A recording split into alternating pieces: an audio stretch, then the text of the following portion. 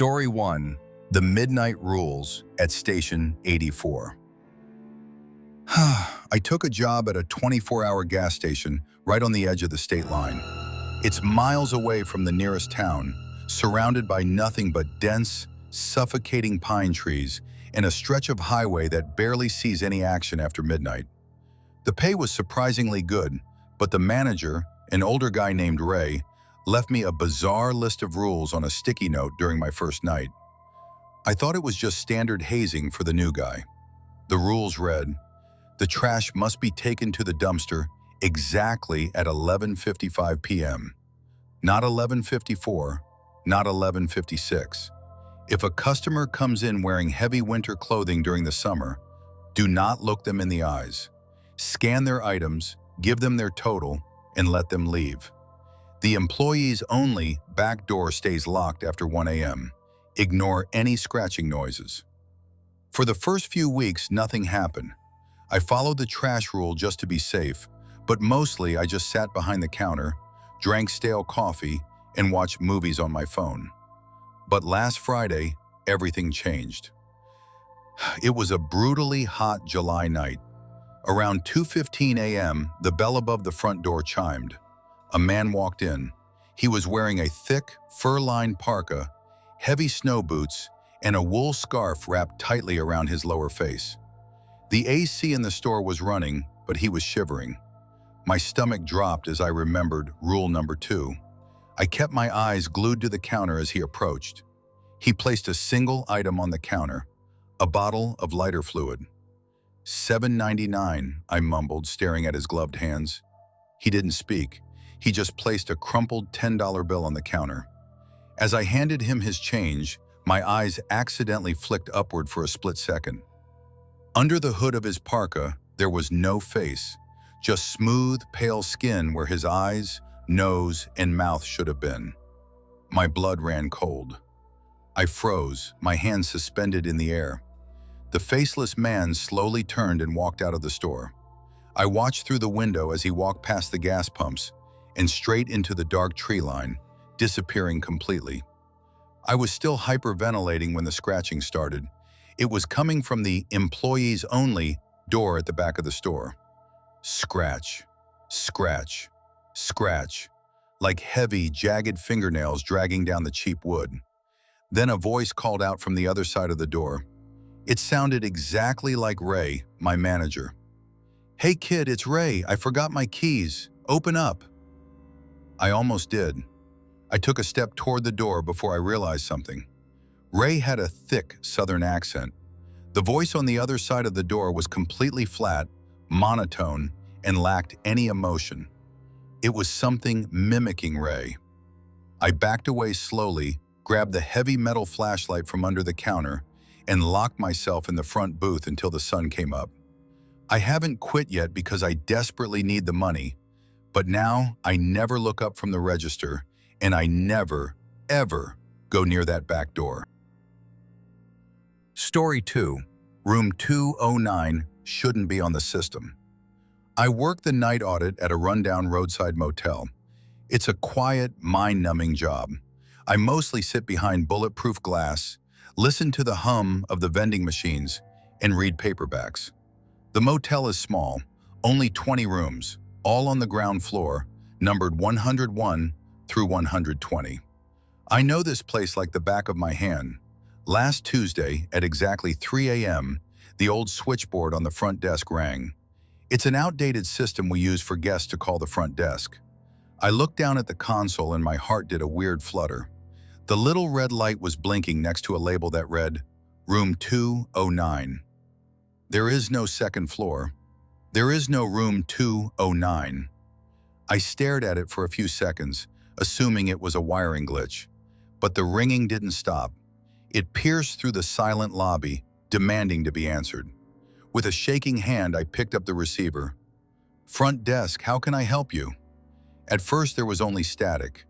Then I heard a wet, raspy breathing. A voice whispered through the receiver, sounding faint and desperate. "Can you see me?" I slammed the phone down. I checked our computer system. We had exactly 4 guests checked in that night, rooms 102, 105, 114, and 118. No 209. I tried to shake it off, blaming it on sleep deprivation or a prank call from a nearby cell tower intercepting the line. But 20 minutes later, I heard footsteps outside. Heavy, dragging footsteps on the concrete walkway. I looked up at the security camera monitors. The cameras cover the entire L-shaped exterior of the motel. I saw a figure standing at the very end of the hallway, past room 120. It was a tall, unnaturally thin person wrapped in what looked like dirty bedsheets. They were standing perfectly still, facing the blank brick wall at the dead end of the building. As I watched the monitor, the figure slowly raised a hand and pressed it against the solid brick. And then, right before my eyes, the bricks seemed to melt away, revealing a dark, rotting wooden door with a tarnished brass plaque. I zoomed the camera in. The plaque read, 209. The figure slowly turned its head to look directly up at the security camera. Even through the grainy black and white feed, I could see it was smiling. A wide, impossible smile that stretched far past its cheekbones. The phone on my desk began to ring again. The red light for room 209 flashed violently. I didn't answer it. I hid under the desk, clutching a pocket knife, until the morning shift arrived. When we checked the cameras later that day, the footage from 3 a.m. to 4 a.m. was completely corrupted. The brick wall at the end of the hall is still there, but if you put your ear up to it, you can hear faint, wet breathing on the other side. Story 3. Code Black in Tower 4. I'm a fire lookout in one of the most remote national forests in the Pacific Northwest. My job is to sit in a glass box 60 feet in the air, miles away from civilization, and watch for smoke. It's solitary work, but I love the peace. The only contact I have is via a two-way radio with the other lookouts scattered across the mountain range. 2 nights ago, the radio hissed to life at 2:15 a.m. It was Thomas, the lookout stationed in Tower 4, about 20 miles north of my position. "Hey, Davis," his voice crackled. He sounded breathless, terrified. "Do you know what a code black is?" I frowned, rubbing the sleep from my eyes. In our manual, we have codes for wildfires, medical emergencies, and lost hikers. "There is no code black, Tom. What's going on?" "The emergency binder," he whispered, his voice trembling. "I found a sealed envelope taped to the back cover. It says, 'In case of code black.' Davis, there's something outside my tower." I sat up straight, grabbing my binoculars. I looked out the wraparound windows toward the north. The moon was bright enough to illuminate the vast sea of pine trees, but I couldn't see anything unusual. "What do you mean, something? A bear? A cougar?" "It's not an animal," Thomas said, his voice dropping to an agonizing whisper.